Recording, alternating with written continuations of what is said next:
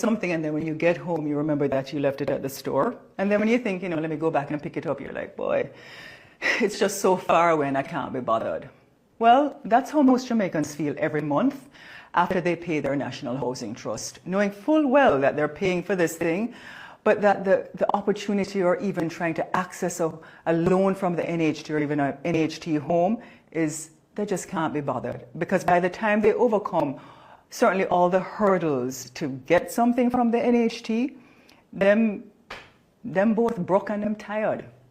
So earlier this year, I wrote an article on the National Housing Trust entitled Building Cash, Not Housing, which discussed the basis of the NHT's inadequate performance. Yeah, inadequate, and I'm going to step on some corns here, but it's fine. So simply put, the mandate of the National Housing Trust was established in 1976, and it was a brilliant idea by then Prime Minister Michael Manley to provide affordable housing to most of our populace.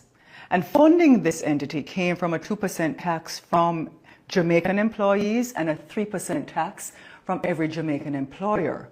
But nearly 50 years later, the data that I've looked through suggests that the NHT has been quite inefficient and ineffective in delivering its mandate. And I want you to stay with me because I'm going to quote some statistics and you need to just pay attention. Now, according to the Ministry of Finance and Planning, for the financial year ending 2024, the NHT collected in income Jamaican $43 billion in income. Yeah, that's what it collected in income. And here's what they spent in their operating expenses.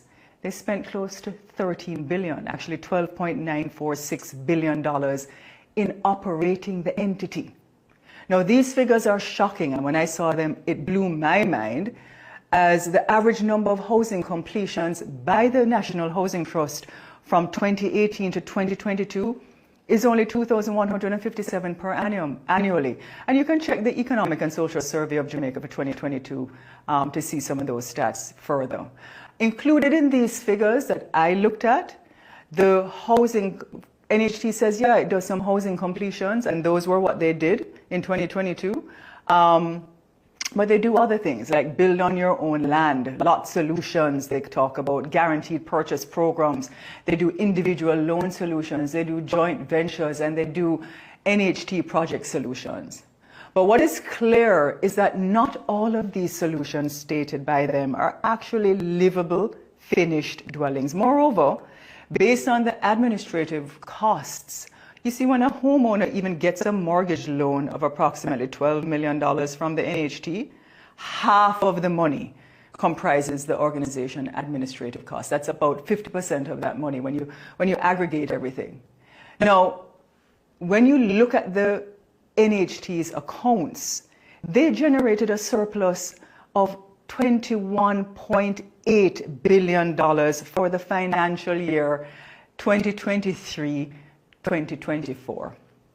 Now, with an employed labor force in Jamaica of about 1.27 million people, the NHT is delivering less than 0.18% of houses or housing completions for our working population.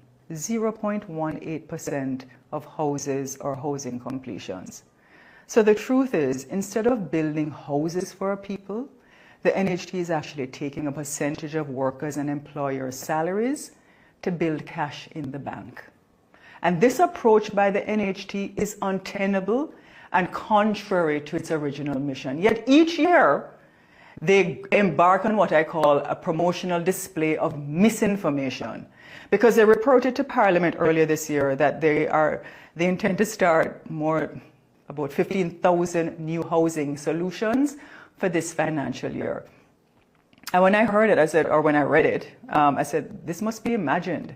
Because in the same report that they say this, they reported that they delivered only 1,627 solutions for 2023, and they've never exceeded 2,700 solutions annually since 2018. And go and check the Jamaica Public Bodies report of 2024 to 2025 to see that information. And I should also mention that these small, unimpressive deliverable statistics come with NHT executives making substantial salaries. Over 13 of their executives are earning above $16 million in annual salaries. The managing director is earning 34.2 million. The finance director, 22 million. The construction and development director, 21.6 million. The corporate services person is earning 22.1 million. The SGM customer relations person is 22.79 million. And the GM for the company secretariat is 19.4 million. And you can just pull up the National Housing Trust 2023 annual report to look at those salary structures. So the executive salaries alone by these executives represent over 122,000 per unit they delivered on average from 2018 to 2022, and over 161,000 per unit for the 1,627 they reported to deliver in the last financial year. Now, it blows my mind because I say, well, you know, other countries, their national social housing programs actually, give their people houses. And it's a far more effective program that they have. And I know people don't like when you use Singapore as a basis point for judging Jamaica, but let me use them, and here's why.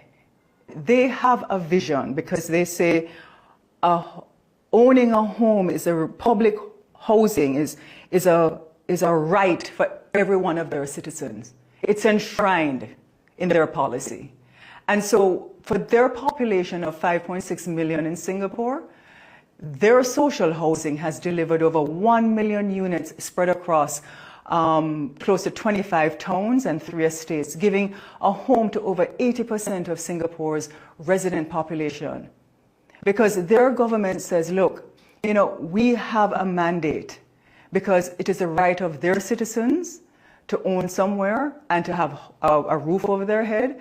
And it is their mandate in to provide housing.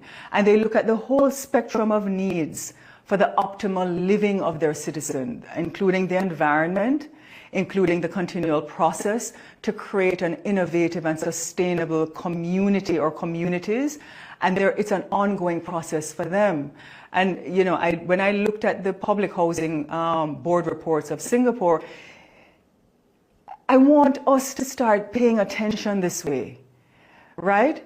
Because nothing creates more value in an economy than agriculture and construction. And you know, this is what I believe. So in addition to providing much needed housing and improving the dignity of home ownerships, it would grow the economy and give all Jamaicans a sense of peace.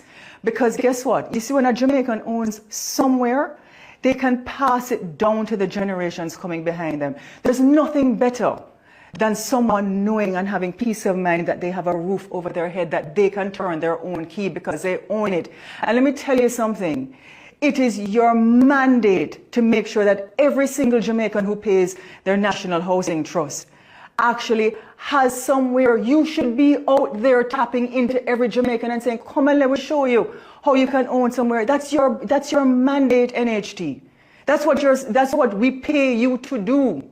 That is why it is young people who are trying to own a home, domestic helpers who throw them little money once a week, right? Their employees might not pay for it for them, but they do it. And them can't own somewhere in this day and age. And you have all of these special programs. I've met too many people who tell me all the different things that they have to go through. You shouldn't be operating like a commercial bank. That's not your mandate. Your mandate is a national social housing program, but you've lost the way. And so I'm hoping that you will find, the NHT will find this moment to start listening again, acting with courage to do things differently. And yeah, if you want to go back and read some of the articles that I've written on housing and given solutions, do that. You can click the link. I've been writing them for over 3 years. But I want the NHT to hear what I'm saying. Because the time is now. You have too many Jamaicans that are there that cannot afford homes. And it is your mandate, not private contractors. It is your mandate to make sure that they can own a home. That's what you were established to do in 1970.